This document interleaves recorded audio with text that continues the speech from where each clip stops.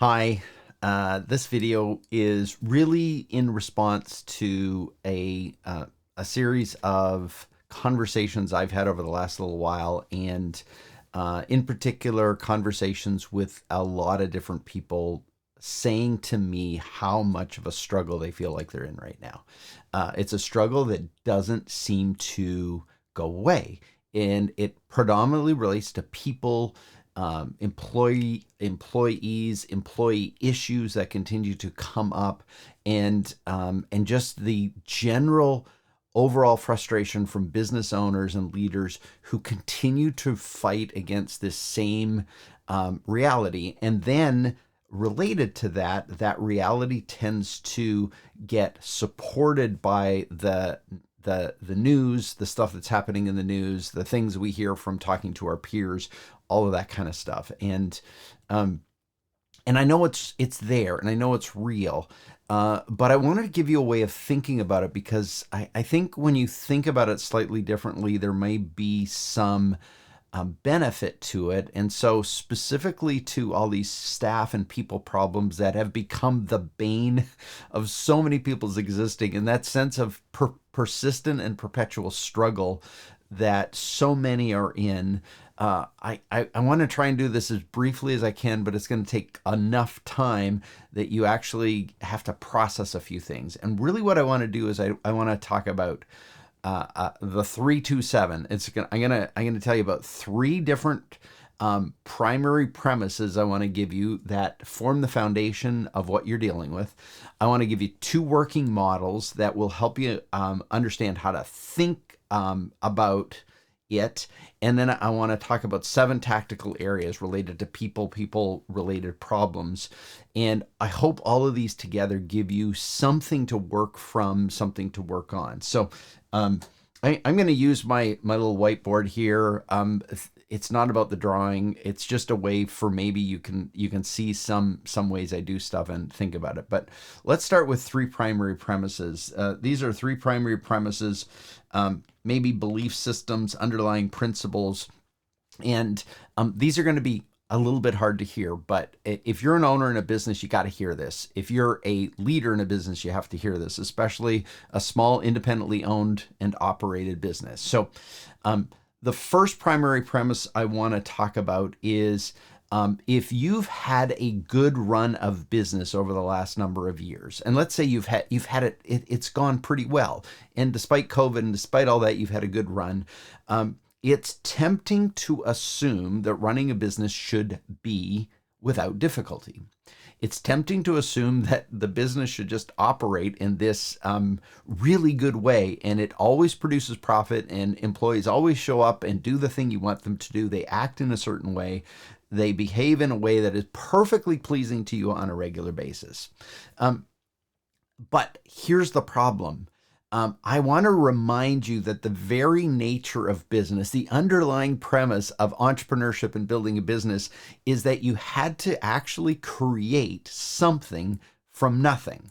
You took an idea and you brought it into form through a whole bunch of hard work, effort, difficulty, struggle, process, and all of that stuff. And to face the challenge of the unknown and build something that creates value in the marketplace is inherently difficult. I don't know anybody who does this without difficulty. And if they tell you they do, they're lying to you. So I want to start by reminding you that if you're struggling right now with employees, with employee performance, with the fact that people don't show up, that you hire them and the next day they quit, or they just decide they're not going to work today, or they don't care about the stuff that happens in your business to you and to your clients, that's difficulty. But I want you to really start with the premise that that's what business is. Business is this perpetual struggle against creating something bigger in the world. An old mentor of mine told me once that, and this was really helpful to me, that if you want to grow a bigger business, you just have to figure out how to solve a bigger set of problems. And so in order to grow a business, you have to solve bigger problems. And so in doing that, I think the underlying belief system needs to start. The first premise I want you to start with is this is difficult. just accept it. Accept the fact that this is difficult. And when it's not difficult, embrace it, enjoy it, love it, jump up and down and celebrate, but then recognize the difficulty's coming back. We're not done with it. It's coming back, and we're just waiting for it to happen. So if you're in the middle of difficulty as an entrepreneur, as a business owner, as a leader, that's the inherent nature of the beast. If you didn't want difficulty, you wouldn't have got into this business after all. And I realized the prevailing wisdom on social media is that this should be easy. This should not have challenge to it. It should be nothing. It should just kind of magically make your life pretty and beautiful. And I don't know anybody, and I coach people with very big companies, and they struggle with the same thing. Every day is a struggle. And so to be an entrepreneur, to be a business leader means difficulties inherent. So premise number one is it's difficult. Just embrace it and accept it. Number two, given that the starting place is difficulty, and given that the starting place is entrepreneurial life is a struggle, I want you to remember or take on another premise, which is that it's not an obligation of yours to accept the fate of the reality of what the current culture is giving you, such as bad employees. Anyone who's under 23 doesn't know, or 30 doesn't really understand how to work. All of these sort of norms that we keep hearing become sort of registered in our ear. And then what happens is we fall victim to the belief system that not only is life difficult, but the current it'll never change. And so we start to accept the fate that our business is doomed to get the same outcome of everything else we're hearing from peers, from other people, from the media, from all of that kind of stuff. And throughout history, I want to remind you that throughout history, and you can research this and you can dig into it, you will discover that through every difficult period in the economy, there were companies that decided to deliberately not buy the agenda, buy the prevailing wisdom that this is a sucky time to do business, and found a way to change something. They found a way to not accept the fate of how mucky it is, and they decided to figure something out that would change the result for them in their business, in the world that they are inhabiting. So the question I have for you is, are you willing to change your fundamental belief that while it's difficult, you're not obliged to be a victim to this prevailing sense that all employees suck right now? And I said that really kind of harshly, but you don't have to buy that. You don't have to do that. But accepting that that's what it is, accepting that it's just hard right now, and so it's difficult, but I don't have to buy into the fact that I can't create a better outcome for myself, is inherently becoming a victim to this. And for you, I want to say, stop it. Just stop thinking like that.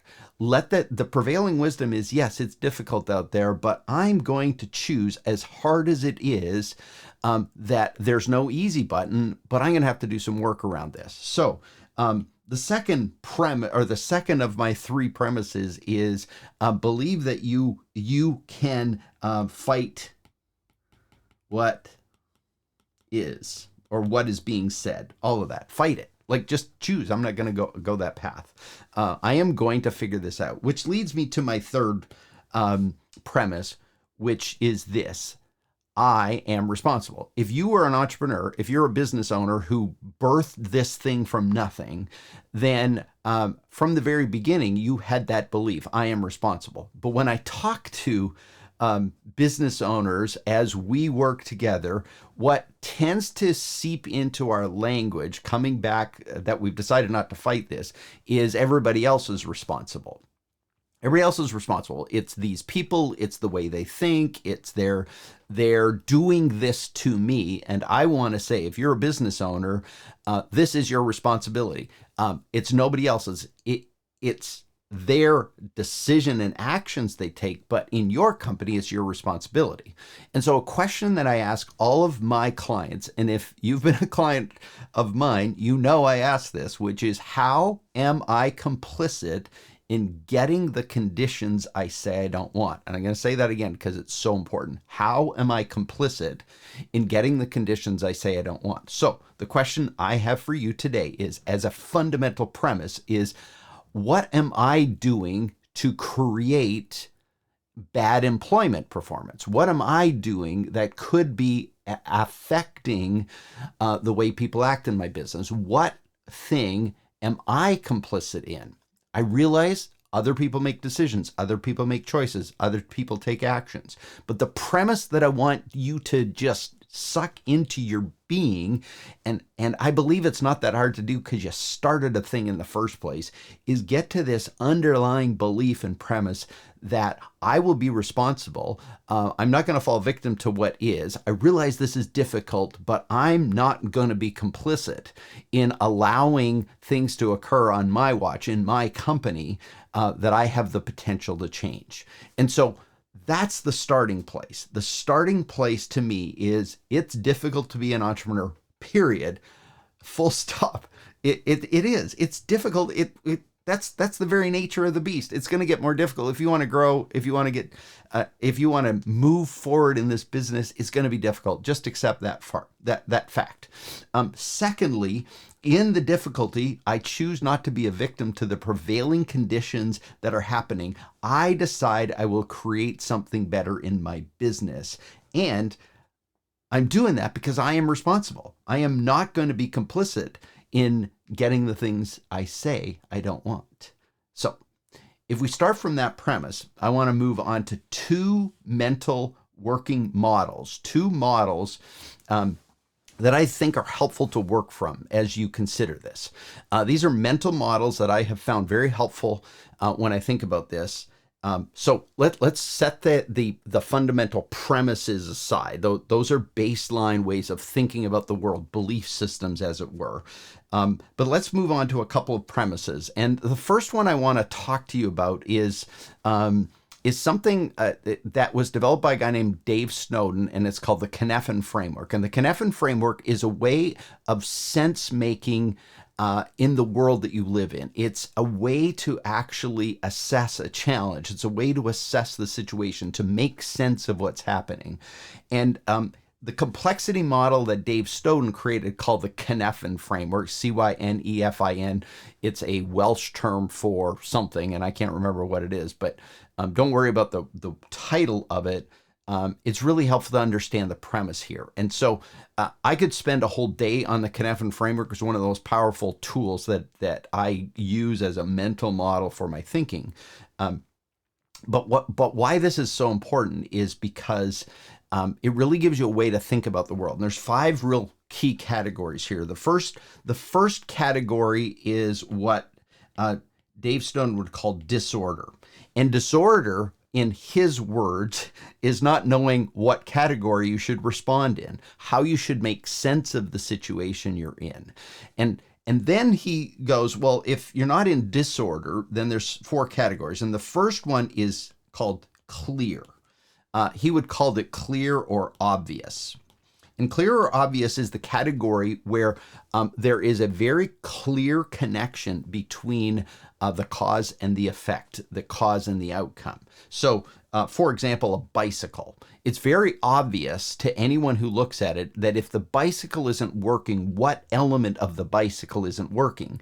And so it might be the chain is broken, or the front wheel's flat, or whatever it is. But nobody's going to dispute it. They'll look at the bicycle and you go, well, the chain's broken.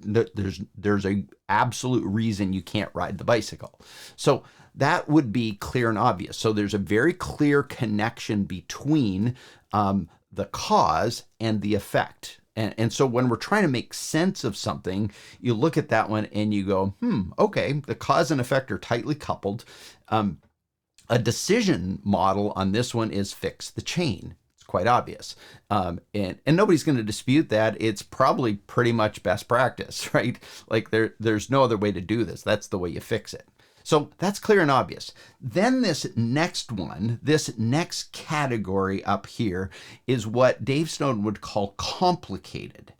Uh, and complicated is a really interesting situation because in some ways the cause and effect are similar, and I liken that to an airplane. So it could be a car, but an airplane is a great way to think about it because likely you're more adept at figuring out a car even than I am, but an airplane seems enough of a challenge to me. So complicated is if something's wrong in the airplane, there might be a clear cause and effect. There might be a reason, but it's hard to know unless you're an expert.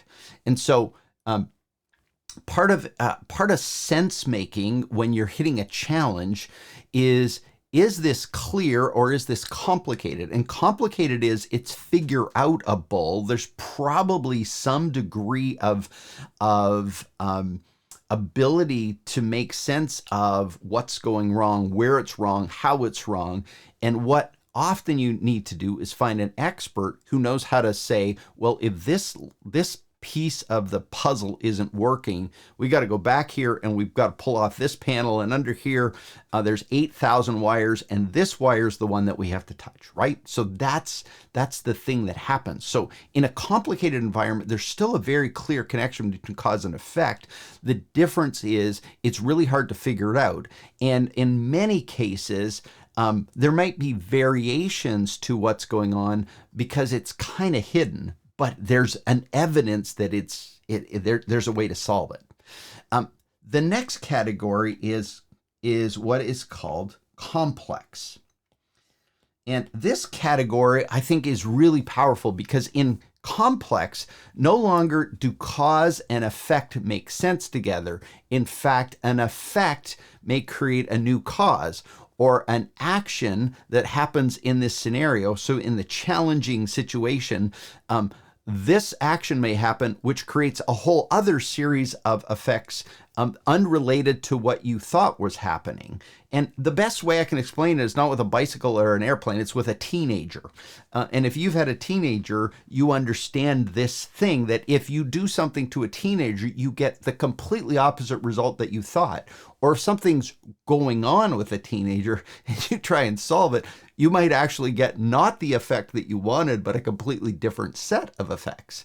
And if you're a parent, you understand that intimately.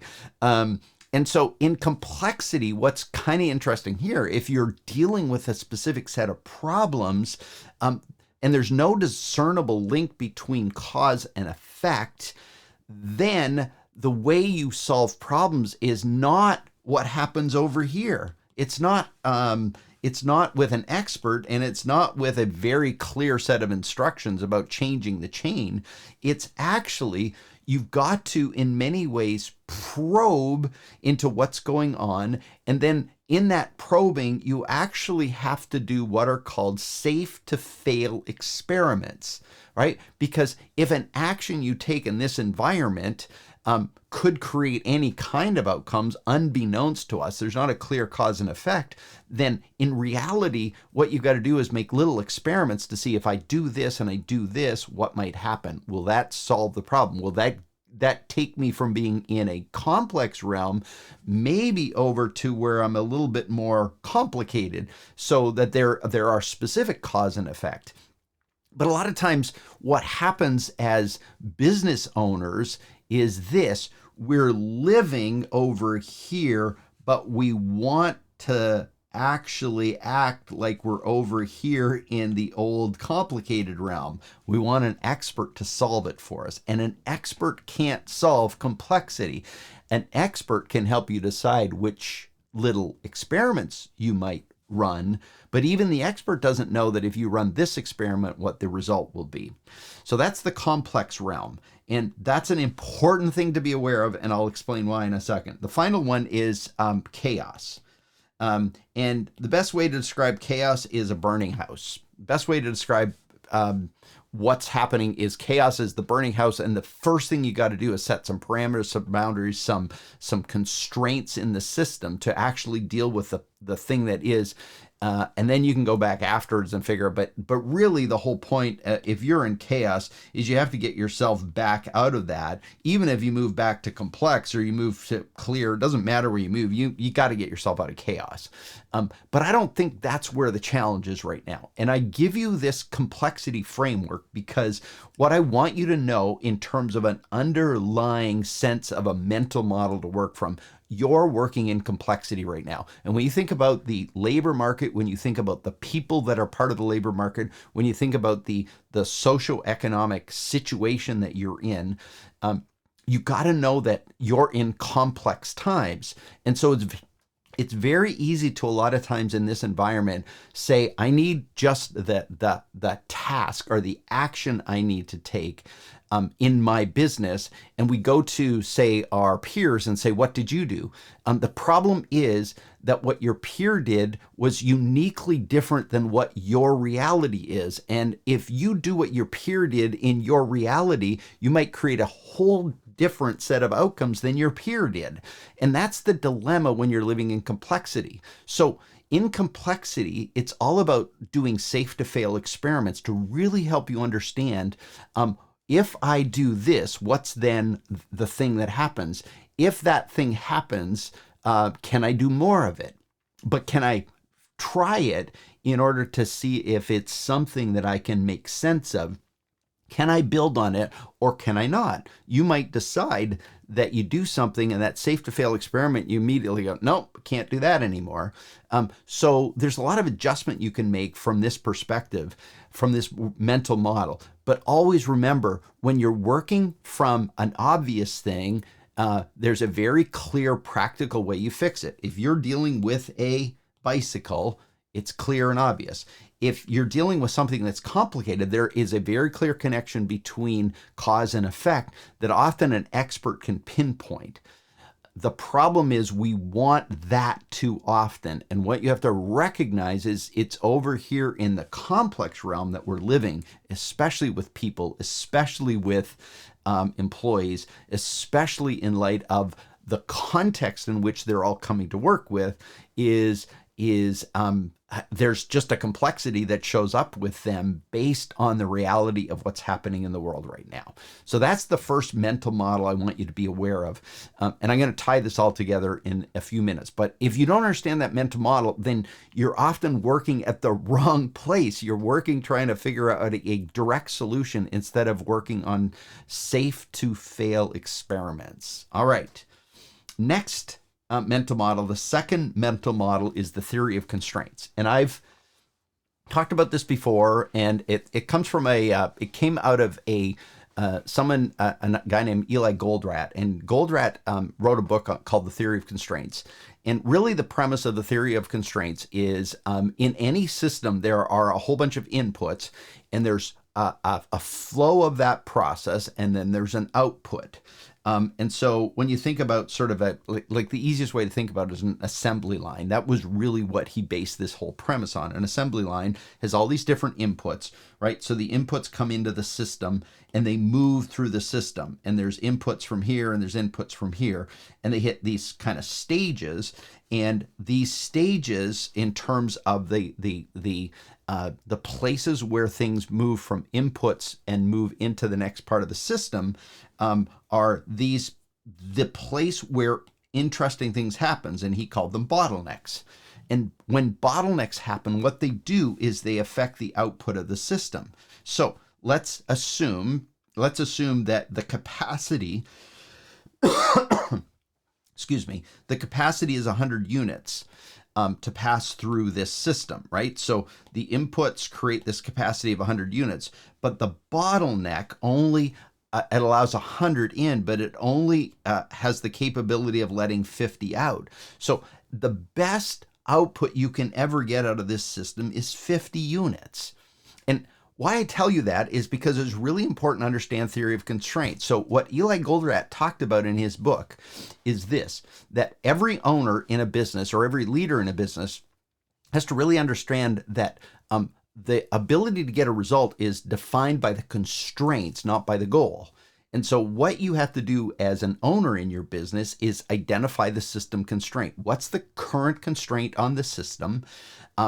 decide, how am I going to deal with that biggest constraint, that the thing that's taking us from 100 unit capability to 50.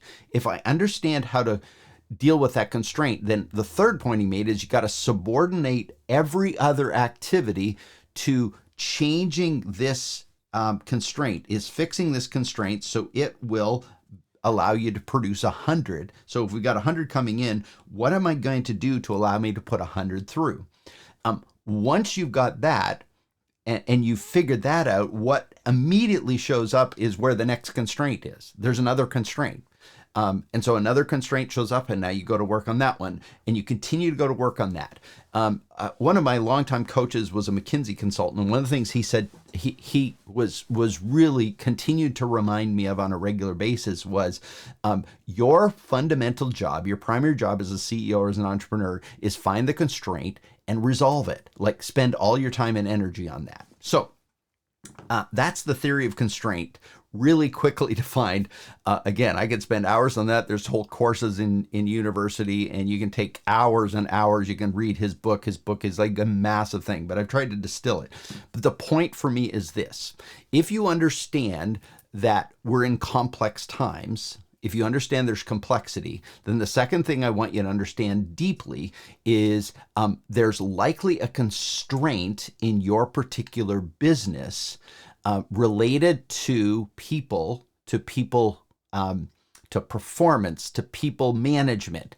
There's a constraint in your system, not in every other company like yours, but in your unique company.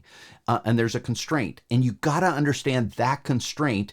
And then you've got to do safe to fail experiments related to that constraint to see if that experiment changes the throughput in that particular place. I hope that makes sense.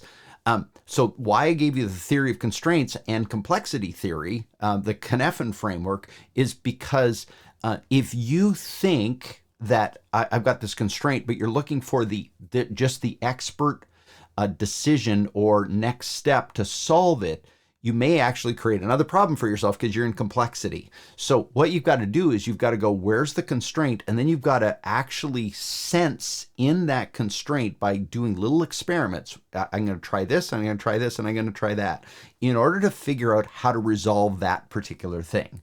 Does that make sense? Hopefully it does. Hopefully I've explained that well, but if you need to ask me questions about it, please do so. I'm happy to respond. So, two models in place. You're dealing with a complex reality. You have to quit assuming there's a clear cause and effect to this thing that's happening in your business with your people. People are not machines, even though we want them to be. They come to work with massive complexity guiding their own lives. And yet what we want is this simple formula to fix them, to fix the situation with our people. So I want you to start with a willingness to try small, safe-to-fail experiments on the single biggest constraint in your business as it relates to people. So if you understand that, I'm just going to bring myself back here for a second.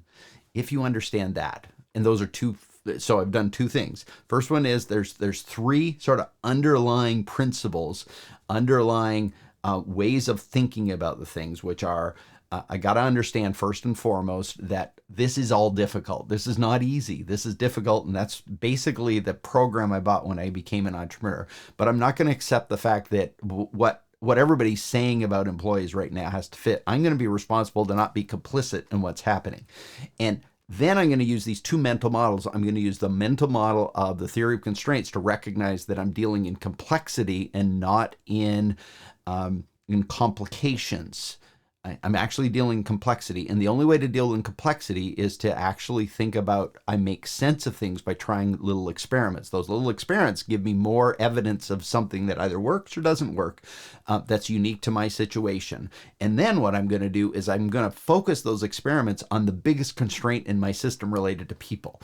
Now, if you get that, then I want to go to the final thing, the 7. And here's the 7 tactical areas. And I'm not going to spend a lot of time on this, but I'm going to give these to you because these are really important. So with those premises, and with those two ways of theories, those two mental models that I've given you, there are 7 things, tactical areas related to people that you have to decide. And so this is where sort of my expertise function comes in, is I don't know what's wrong with what's happening in your business, but these are 7 areas that are worth looking at. First, culture. So first is culture, and culture is how people feel at your business. How do they feel when they come to work? Do they feel better when they leave than when they showed up? And if you don't understand your culture, and you don't understand the kind of culture you've created, and you don't focus attention on the culture, then you're missing something. And the other thing that you have to know is you're complicit in culture. The culture that is created in your business is directly impacted by the culture that you define for the business as the CEO, the leader, the owner. So get the culture right. Culture is one of the biggest factors in retention, in performance, in the way people act at work, the way they show up, the way they come to work, the way they act at work. If you don't have the culture right, and the culture is being impacted by you, you're going to have problems. So that's an area to look at. The second area to look at is total rewards. And total rewards is the combination of salary, benefits, and perks. And while that might not be as strong as culture, if you don't have total rewards figured out, and if total rewards is something that you're offline on, then you're going to have struggles. I don't know if there are struggles in your company. You might have total rewards completely right, but your culture's messed up. But that's an area that you can dig into and see, is that a constraint? Third one is better future. Better future is when somebody comes to work at your place, an employee comes to work, do they see a better future for themselves? Do they see, if I work here, if it's a year, 2 years, 3 years, that I will become a better person. I have a better future ahead of me as a result of that. That can be tied to culture, that can be tied to total rewards, but it's a different thing. It's a different function. And sometimes you're having a performance issue because people don't believe there's a better future with you or with anybody else. They may show up that way, but that's something to actually go digging on. Next one, related to actually attracting people. So you'll notice these 3 up here are really about retention, is keeping people. The next one is employer brand. And the employer brand is what do employees say about working here? How do they perceive this company? What do they say about it? How do they look at it? How do they view it? What do they tell others about working here? While to your face, they might smile and go, oh, thank you. Behind your back, what would they be saying on Glassdoor if they had a chance? And so employer brand is all about the brand that is actually talked about by your employees about your company. Is it impacted by culture? Absolutely. But your employer brand is also the thing that starts to be evident and important in terms of attraction to your company as a hiring mechanism. The second, or the second one in terms of hiring, is really always on recruiting. And to me, this is the one that I have fought many of my clients recently on, which is, how come you're not still hiring? Like in a really difficult hiring economy with people, I'm not saying leave your LinkedIn ads on or your Indeed ads. I'm saying you have to be in perpetual hiring mode. Like, you always have to be looking. It's as important today as marketing. And I know that many of you that are listening to me right now have marketing machines that never turn off. And yet perpetually what you do is you hire that person and you go, oh, okay, I'm done that. Hiring people is never-ending, hard work, persevering kind of activity, and you got to keep doing it. But if that's funky, and if that's where the constraint is, then you got to go to work on that and do some safe-to-fail experiments. What can you do to actually keep your recruiting function going? Next, there's a repeatable hiring process.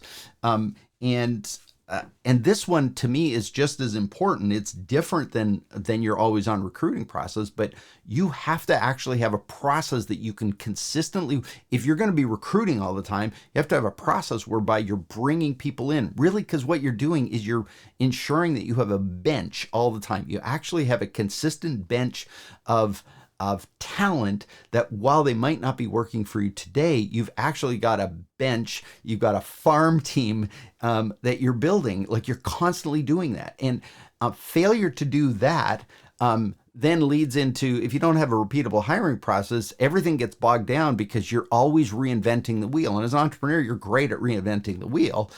Actually, that's what you did in the first place. But in this particular case, have this repeatable process. So if that's the constraint, that's the bottleneck in your business, go to work and do some experiments there. And then finally, extended onboarding. Extended onboarding is the ability to recognize that somebody is not fully hired into my system to understand the culture, the way we think, until they've been with you 90 days.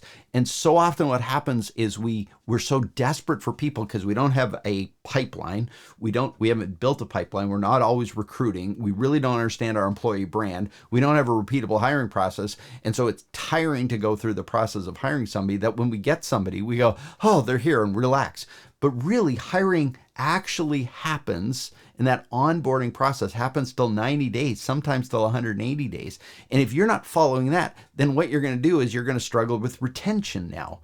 Not just cultural retention, but you're going to struggle to retain people because you so quickly threw them into the system that they never actually had a chance to understand what it's going to be like to work with you. So, I'm gonna stop there, but those are 7 tactical areas I continue to see in the marketplace, in the conversations I have, in the research I do, that are impacting the struggle that you have with performance, people, and all stuff related to that. So, to sort of wrap this all up, go back to the premise, the premises, which is, this is difficult. It's going to continue to be difficult, but you're going to choose to do this because you're going to be responsible.